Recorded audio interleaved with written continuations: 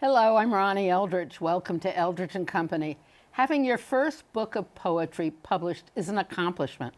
Writing your first book of poetry when you're a great-grandmother might be considered amazing. But for Rita Satz, it's really not that surprising because, as she says, she's never started anything she knew how to do, and she was never afraid to try. Welcome. Thank you. So are you surprised at all the appreciation of your poetry? I'm astonished. I think the one I was surprised the most was myself. I really never wrote poetry. And to write your first poem when you're 91, I guess, and have it published when you're 92 is a little bit weird. You're still writing, though. I'm still writing now. Good. Yeah, once I started, you couldn't stop me. Yeah. And you write a lot about memories. And you're such an observant person about what this growing old is like. It's very, I can identify with almost every poem there. I'm not a great-grandmother, but otherwise I can. It just comes really from inside. Do you have to be intelligent also to write poetry? I don't know. Not that you're not. I don't mean to say that. I don't know. I'm not a student of poetry, really. I think there are people who are really students. I read poetry, and I like it, but I never thought of writing. It never occurred to me. The only reason I wrote the poetry is after I stopped working I was a producer at NBC News for over 20 years. We're going to talk a lot about what you did. When I stopped, I took some other jobs, and when I stopped working altogether, I was looking for something to do, and I started taking courses at it's a education institution, nonprofit called the Center for Learning and Living, right here on 68th Street. You're now a board member, right? I became a board member right away, and I started to teach. I taught for 20-odd years, and I taught inside TV news. Everybody likes to go backstage, so we did all that. And then I stopped teaching a few years ago because my voice isn't so good, and it's getting to be a little onerous. And I take classes also, and I persuaded a good friend of both of ours, Naomi Chase, who is a wonderful poet, to do a workshop. And she didn't really want to do it, but she did it, and she said she would teach a workshop, a poetry workshop for about 8 people. And I thought, oh God, now I have to take it. I realized. And I did. And after I wrote, I don't know, 3 or 4 poems, Naomi said to me, Rita, you're a poet. And I said, no, I'm writing poems, you're a poet. And she said, no, you're a poet. And she convinced me, and somehow I got the feeling of putting my emotions into poetry. I don't know where it came from, Ronnie. It's very hard for me to explain. And of course, the other shock was when I sent it to a publisher, and to me that was like, it was like putting it in a bottle and going to the end of the ocean and sending it out to sea in the Atlantic. Nothing's going to come of this. I think it speaks for people like me, as we age and we think back and we notice what's happening to us or the world and how much you love things and how much you appreciate things. That's what, I just could identify with every single thing you said. And I wondered if it's the first time in your professional life, and you've had a great one, and we're going to talk about it, that it really came not so much from thinking, but really from your heart and just your memory. Absolutely. The first poem I wrote was called The Park at the River, and I thought what I was doing was describing going down and sitting and reading and watching the nurses and the people in wheelchairs. I thought it was a descriptive poem. But the last line was, I had to look through the bushes at the flowers to see the river. And they were forsythia and roses and plants I didn't know the name of because I hadn't planted them.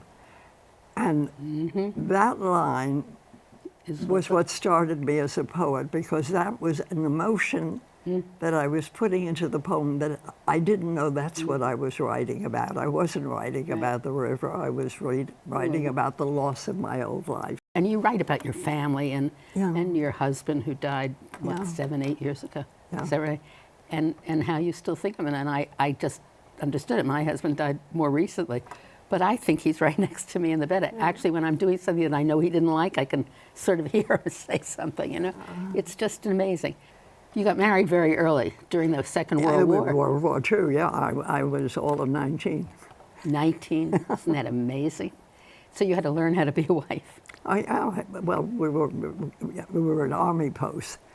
And my first child was born when I was 21. I mean, who knows how to raise a child at 21? But, right. But you did. But I did. And you did well. But it gave me, they're great kids. But How many children? I've got 3 children, 6 grandchildren, and I've now got 3 great-grandchildren and a 4th great-grandchild on the way. I can hardly say great-grandchild. It's such an amazing. Yeah. And all along, all this aging thing, you really can't believe it, can you? So many years. I have to tell you, I cracked myself up the other day, and my son, when I told him about it, when I said I was trying to do something, and I said, you know, you've got to remember you're not 85 anymore. It was all relative. Right. And I'm thinking to myself, now I can do everything at 85. Slow down a little bit. I was talking a couple of weeks ago about somebody, and I said, the old lady. And I realized, you know, that could be me. Anyway, but then so you lived in the suburbs. Well, we raised the children in the suburbs, and then when I started to work in New York, I started working. You started in the suburbs. I started working in the suburbs, but when the job switched to New York, I said to my husband, 2 people can't commute. Somebody has to be at the other end. So we took an apartment to use 3 days a week. You didn't start out to be a professional woman. I didn't either. But I loved politics, and so that's how I got started working, and I worked for a mayor. You worked for a congressman, right? Yeah. And were you surprised at how well you could do? I had no idea that I could do it. I'm really sincere when I said I had no idea of how to do any job I started, but there was somebody was giving a big fundraiser for Martin Luther King, and they put Dick Ottinger in charge of it, and he then needed somebody to actually run it, and I was sort of around the community. I was the head of the League of Voters and PTA and Natural all that selection, stuff. right. So he knew who I was, and he asked if I would take a leave and take a job for the summer and run this fundraiser. I didn't know how to run a fundraiser, but I said sure, and I took the leave, and I did, and it was fine. It was like having a party, wasn't it? Not really. Well, you had to get people and sell tickets, but... He asked me to be on his staff in his district office, which was in Westchester. So I stayed there, but then when he ran for Senate and lost, that's when I was in New York most of the time, because our headquarters were in New York. I see. That's how it started. And that was in 1970. So after he lost, he ran for Congress again, lost again. He's now became a law professor. He lost. You lost your job, basically, because he wasn't holding it. But then how did you get into the city government? Well, I decided that I should do something, and I didn't know how to get another job. So I thought I'd volunteer, and it occurred to me that the Department of Consumer Affairs really did what we did in our district office, which was help people with their problems. You know, that's all you do in a district office. They call up and say, you know, help my son get a job or whatever. So I went down and volunteered. Henry Stern was the head of the office, and Betty Furness was commissioner then. Lindsay was mayor. And after a month, they gave me a job. So I was now head of volunteers being paid, which was it's another job. And when Lindsay went out, and I guess Beam came in, Eleanor Guggenheimer became commissioner, I think. And I was still there, but Betty got the job up at NBC had just started News Center 4 and made her consumer Affairs reporter. reporter. Right? And they were having trouble keeping up with all the requests for help. That was the kind of, they were those days people, well, they still do, you know, help me, my bridal dress is in the dry cleaner and they absconded with it or whatever. So she asked me to come up and help, and my job was really to help with the consumer complaints. And both of us got bored with that very quickly and switched to investigative reports, which we both loved. So that was a local program, but you also worked with the Today Show? Yes, I did the Today Show once a week and locally. But again, one of the producers of News Center 4 called me down one day, because my job had nothing to do with producing or putting the shows on the air. My job was to do with work in the office with the viewers. And he said, we have a story, there was a child lost in a post office in Long Island that was supposed to have been demolished and wasn't. And they're looking for the child, and I need somebody to go out and do the story with the crew. I said, I don't know, I've never done that. And he said, you'll figure it out. Obviously, there wasn't a producer in sight. So I went out, and the smartest thing I think I have ever done in my life was to say to the cameraman, I don't know how to do this. At which point he took over. If I had pretended I knew how to do it, I would have had shots of dead rats, I think, nothing else. And when I came back to edit, I said to the editor, I don't know how to do this. And he helped me. And from then on, I was a producer. And you learned how to do it. And I learned how to do it. And you went on to really interesting and exciting stories. Wonderful stories, wonderful stories. Right. And I've got 8 Emmy I was going to say nominations, and I got an Emmy. Right. Yeah.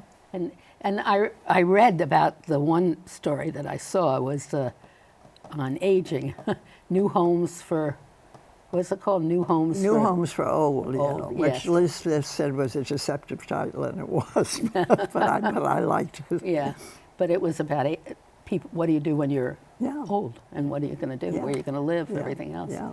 So then you retired. Betty left. Sort of. Betty got sick. Oh yeah, but I went on working. Oh, you did? I produced for Al Roker and was then local Matt Lauer. Matt Lauer is the only reporter who, after the story, sent me flowers and said, isn't that nice? Pardon me? I said, that's so nice. And said, thank you for making me look good on air.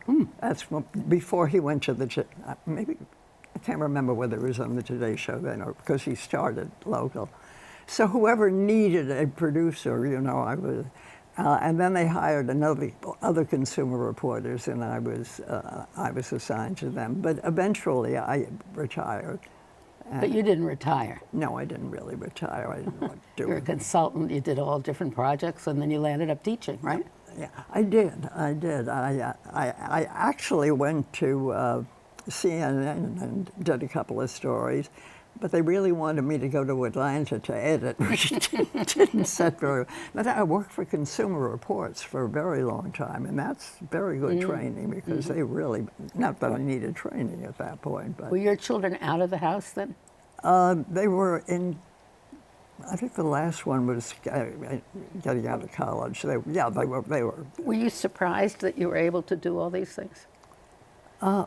Once I was doing them, I wasn't. I was surprised when I started them. I think I thought everything was going to be harder than it was. And I wasn't, I have never been a person who's all that sure of themselves.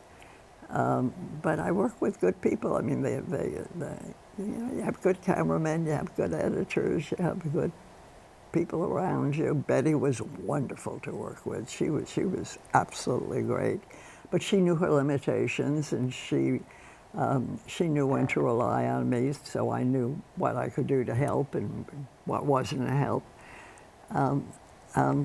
It's hard to know. I'm not that self-confident a person, but once I'm working, once I'm doing the job, I am. And then I get very protective of it.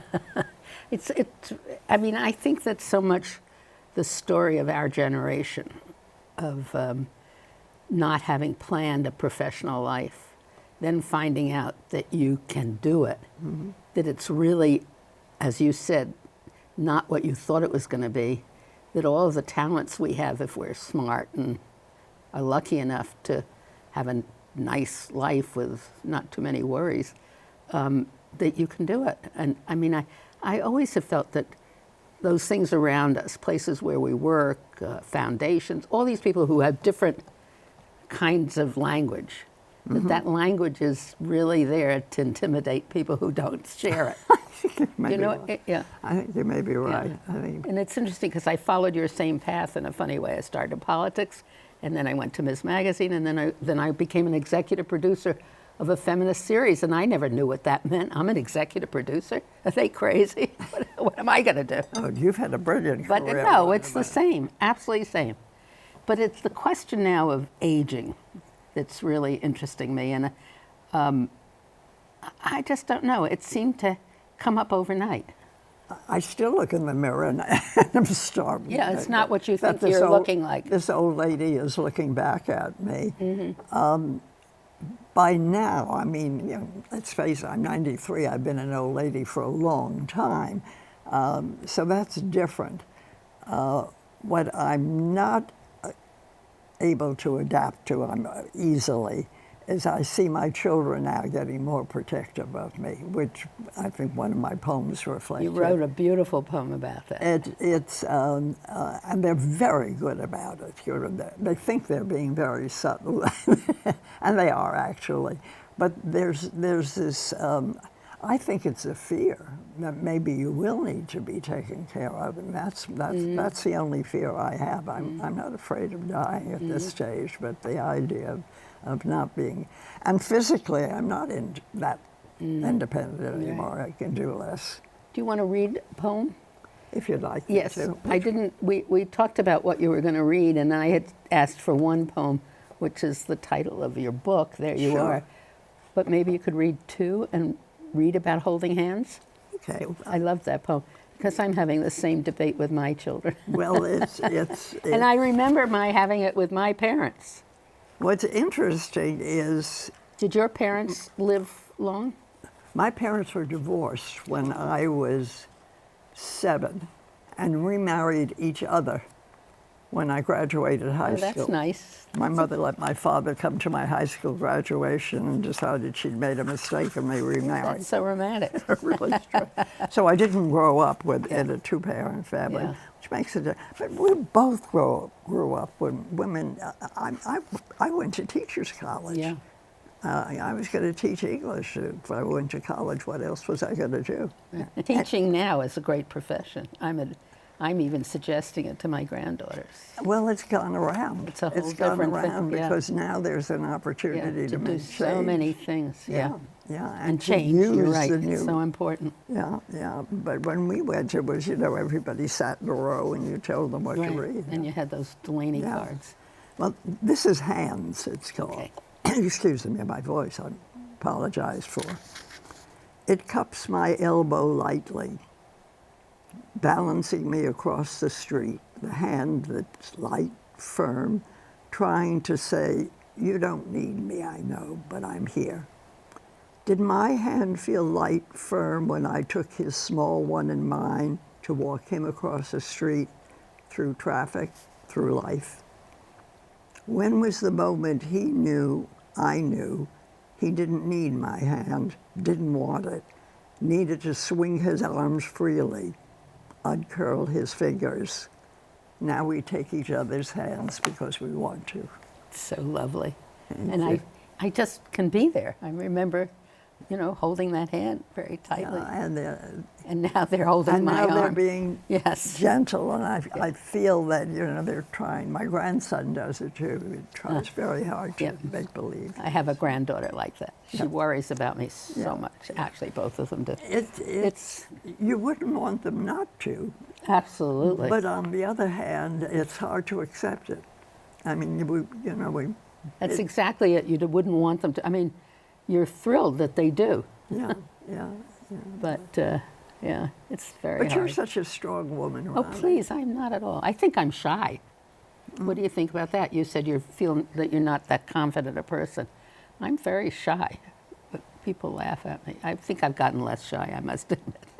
Well, because you've learned Yeah. how to deal with people, Yeah. but I can understand that. It's, So now let me hear the other poem, which the, is the really oth- about the the other family. one is the Yeah. title of the book, really.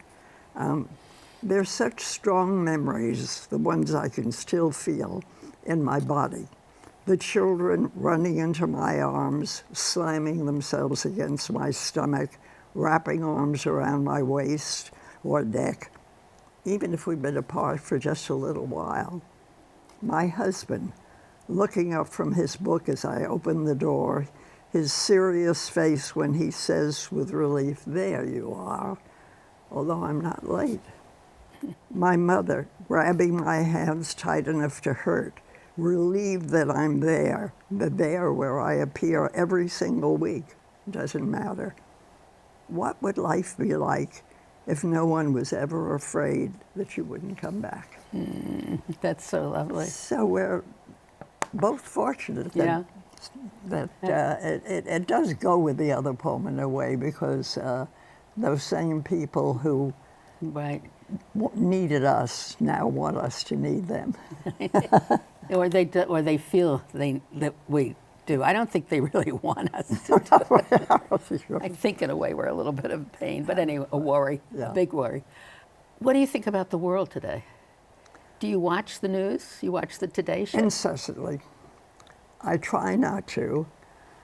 I'm so horrified by it, Ronnie, and I think what horrifies me almost as much as seeing what's going on and what our president is doing and being supported in doing is my realization that I have misread this country all my life. And that's the way I felt. I thought he was going to win. Among my friends towards the end, they kept saying, nobody thought he could win. I said, I think he is. If I've misread the country this long and have not realized how many people were filled with anger because we had a black president, were filled with hatred of other people, were filled with resentment of other people who they thought had more than they did. That's upsetting me almost more. The myths that we grew up with myths. But you know, we grew up in the Roosevelt era, sort of, right? And after the war, I don't know if it was myths. I think that it was great in a way, and somehow the world has changed. I mean, I don't think you should feel deceived. I think in a way it's good that you know the difference and you hope for the future. But even that wasn't what we thought it was. Roosevelt wasn't what we thought it was. No, I know. It's funny, but I don't think we should know too many details. Well, and do you think television has done that to us? Yeah, sure. You know, I know more than I really care to know. You know, Yeah. I look now and realize that how many Jews could have been saved. I didn't know that either. None of that. I look back now, not having been horrified at the Japanese internment camp, thinking it was, you know, perfectly all right at the time. We were all scared to death, obviously, of the atomic bomb. And I look back and realize that a lot of my life is a lie in a way, because I believed so many things and took them on face value that you're now examining. I don't want to end the program this way. Do we not want to know history? And we need so much more conversation, and now we're taking statues down because we found out different things. But is that right? I mean, are we, do we just know more because of the immediacy and the availability of information? I guess that's what it is. Well, I think that's part of it. I think that's part of it. But I think also the support that the ultra-right is getting, the amount of support and the amount of emotion that there is behind it. And I'm not just talking about the small cults. I'm talking about the large numbers of people who were voting that in ways that we didn't expect them to. I think there's a kind of a hidden cache of people that we didn't realize were there, and that startled me, and it's shaken me. It's good that we know. Let's be optimistic. Yes, it's good that we know. I was happy in my ignorance. Are you going to start to write poetry about that? I don't know. I really don't Because know. that'll be a different direction. I wrote one once about that I didn't publish, about the anger coming out of my television That's set, interesting. and screaming and the anger, and then I realized that some of it was mine. Yeah. I was screaming back at the television set. Interesting. Well, we're going to wait and see what poems come next. Thank you so much, Rita Satz. Well, thank you for having me. I Thank love you. talking to you. Thank you.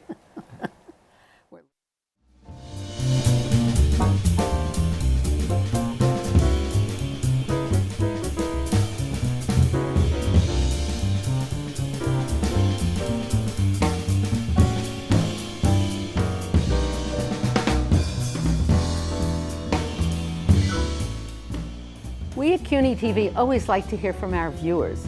So if you have any subjects you'd like to explore or people you'd like to hear, please let us know. Write to us at CUNY TV, 365 Fifth Avenue, New York, New York, 10016, or go to our website, cuny.tv, and click on Contact Us. We look forward to hearing from you.